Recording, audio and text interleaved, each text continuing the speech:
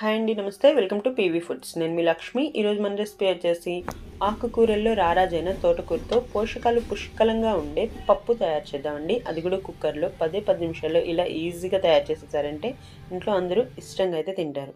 ఇప్పుడు మనం ముందుగా 1 కప్ వరకు కందిపప్పు తీసుకొని శుభ్రంగా 2 సార్లు కడిగేసి 2 కప్పులు వాటర్ యాడ్ చేసుకొని ఒక 15 నిమిషాల పాటు పక్కన పెట్టేసామంటే పప్పు నానుతుందండి. ఇలా నానటం వల్ల మనం పప్పు అనేది ఈజీగా చేసేసుకోవచ్చు. ఇప్పుడు 2 మీడియం సైజ్ టమాటాలు, 1 మీడియం సైజ్ ఉల్లిపాయ, 2 పచ్చిమిర్చి ముక్కలుగా తరిగేసి పప్పులోకి ఇలా యాడ్ చేసేసుకోవాలి.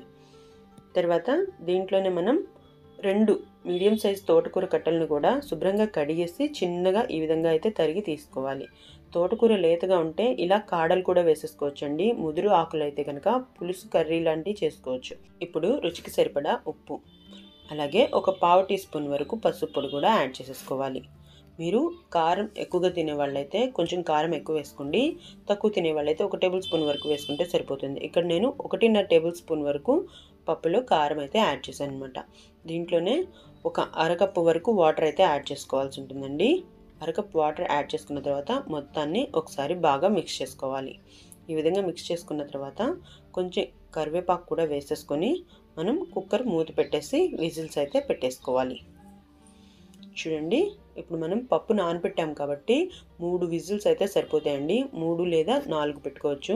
పప్పు నానబెట్టకపోతే కనుక 7 కానీ 8 కానీ విజిల్స్ పెట్టుకోవాల్సి ఉంటుంది. ఎయిర్ మొత్తం నార్మల్గా పోయాక మనం మూత తీసేసి పప్పులో ఇప్పుడు చింతపండు గుజ్జు కూడా యాడ్ చేసేసుకొని మెత్తగా మెదుపుకోవాలి.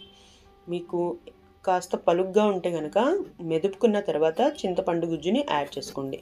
ఒక పెద్ద గోలీ సైజ్ అంతా చింతపండు నుంచి తీసిన గుజ్జు అయితే సరిపోతుంది పర్ఫెక్ట్గా. ఇలా మొత్తం మెదుపుకున్న తర్వాత ఇప్పుడు పప్పులో పోపు అయితే తయారు చేసుకుందాం రండి. పోపు కోసం మనం స్టవ్ ఆన్ చేసి బాండి పెట్టేసుకొని పాన్లో 2 టేబుల్ స్పూన్ల వరకు ఆయిల్ యాడ్ చేసి 1/2 టేబుల్ స్పూన్ ఆవాలు, 1/2 టేబుల్ స్పూన్ జీలకర్ర, అలాగే 1/2 టేబుల్ స్పూన్ మినపప్పు కూడా వేసుకొని ఫ్రై చేసుకోవాలి. ఇవి చిటపటలాడేటప్పుడు 4 దంచిన వెల్లుల్లి, 2 ఎండుమిరపకాయలు, అలాగే ఒక చిటికెడంతా ఇంగువ కూడా వేసుకొని ఫ్రై చేసుకోవాలి. ఇంగువ బాగా జీర్ణశక్తిని పెంచుతుందండి, హెల్దీ కూడా. కరివేపాకు కూడా వేసుకొని బాగా ఫ్రై అయిన తర్వాత మనం ఈ పోపు మొత్తాన్ని పప్పులోకి యాడ్ చేసేయాలి.